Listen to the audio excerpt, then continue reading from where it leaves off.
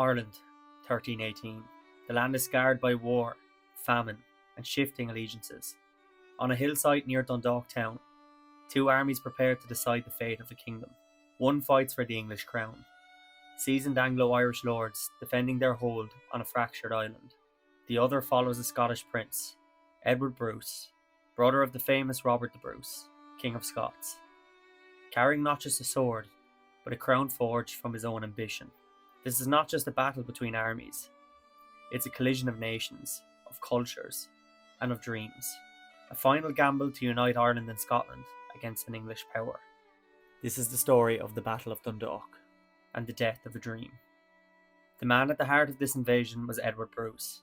Though his brother Robert had defeated the English at Bannockburn in 1314, the war was far from over.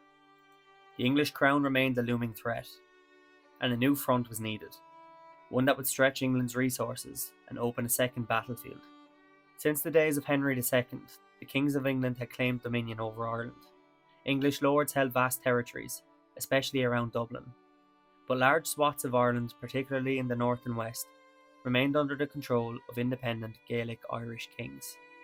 Ireland had been drained of its resources and men by King Edward II to fuel his endless war. The people were on the brink of collapse, and so Robert the Bruce acted.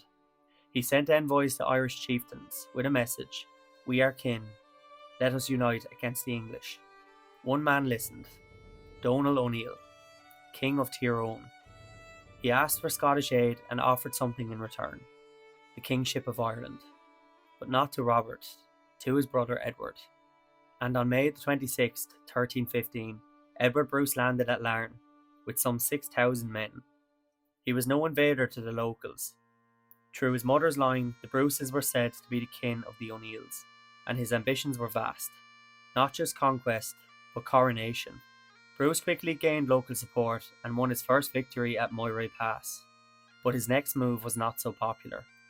The sacking of Dundalk on the 29th of June 1315 by Edward Bruce's forces was a brutal and pivotal moment early in his Irish campaign, leaving a deep impression on both sides of the conflict.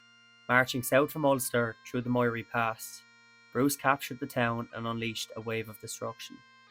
Dundalk was burnt to the ground, its population was massacred, and any symbols of English authority was destroyed. What stunned observers was not just the military victory, but the indiscriminate violence inflicted on a large undefended settlement. For the Anglo-Irish, the atrocity was a terrifying signal of Bruce's ambition and ruthlessness, undermining any illusion that his campaign would be limited or politically restrained. But even many Gaelic Irish allies, who had welcomed Bruce as a potential liberator and High King, were shocked by the scale of his carnage. Instead of delivering justice or ending English dominance, Bruce had reduced an Irish town to ashes, causing widespread unease about his true intentions.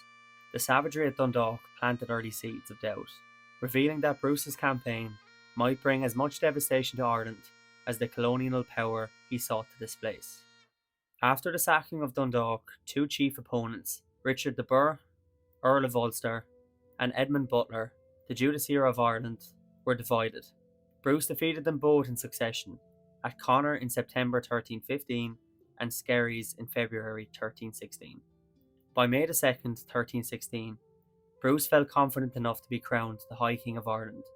For a moment, it looked like the impossible was happening. The Scots were winning. But fate had other plans.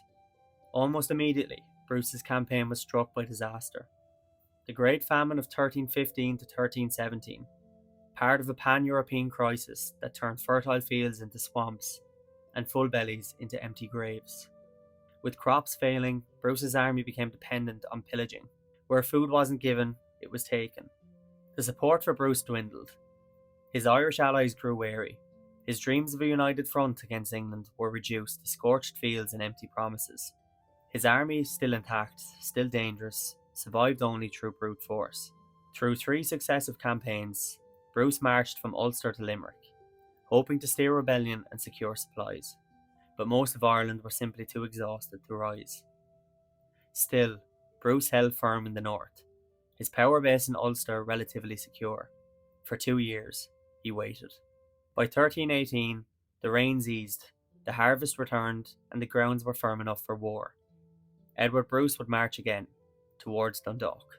He would meet the forces of the English crown one final time, under the command of John de Birmingham.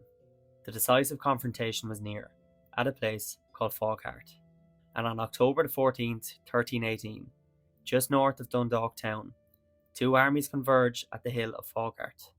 One man hopes to claim a kingdom, the other is about to end that dream forever. According to some sources, Bruce was urged by his knights to wait for backup, but eager for glory, he pushed ahead, determined to win the battle. It's said that even his Irish allies objected to the plan. Unwilling to face a larger Anglo-Irish army head-on, Bruce responded by placing them to the rear, stationed near the crest of Faughart Hill, removed from the main fighting. Now, the Battle of Faughart is notoriously underdocumented, in terms of detailed tactics or eyewitness accounts. However, here's a breakdown of what we do know, and where legends and contradictions creep in. Drawn from primary sources and scholars such as John Barber, who was born in 1320, a Scottish poet and historian. On that morning in October, Bruce deployed his army in three separate columns, too far apart to support one another. Waiting for him were the forces of John de Birmingham, a coalition of Anglo-Irish troops estimated at about 20,000 strong. According to Lanarkos Chronicles, Bruce's first column was overwhelmed before the second could even reach the fight. The same fate met the second before the third, where Bruce himself marched, could intervene. This was no battle. It was a collapse, one column at a time. The Scottish army was largely composed of Gaelic warriors from Carrick, the Western Isles, and Galloway, with leaders including Donald MacRudery, King of the Hebrides, and Angus Og MacDonald, King of Argyll. And as far as the Irish allies, their participation is heavily debated. Barber claims that they refused to fight and sat on the hill passively. After Edward's sacking of Dundalk and pillaging of their food, they refused to die for him. Some Gaelic tracts say they fought in the early stages, but then retreated. And once again, the sources do not agree on exactly how Bruce died, only that he did. One Gaelic tract paints a romantic tale. Bruce's forces rallied, routed the Anglo-Irish, and thinking the battle was won, paused to rest. Then, in a bizarre twist, a wild figure clothed in straw approached Bruce and smashed his skull with a chained iron ball. But there's a good reason to doubt this story. Modern historians argue that the 19th century forgery was designed more to entertain than inform. The more reliable accounts suggest that Bruce fell honourably in combat, slain by John Mopaw, a soldier from Drogheda. Mopaw himself was reportedly found dead on top of Bruce's body, suggesting a brutal personal duel amid the chaos. However it unfolded, Bruce was killed.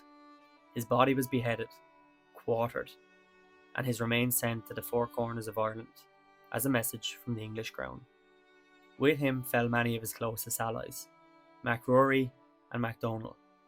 The backbone of his army, the Gaelic Scots of the Western Isles and Carrick, died on Irish soil. The defeat was absolute.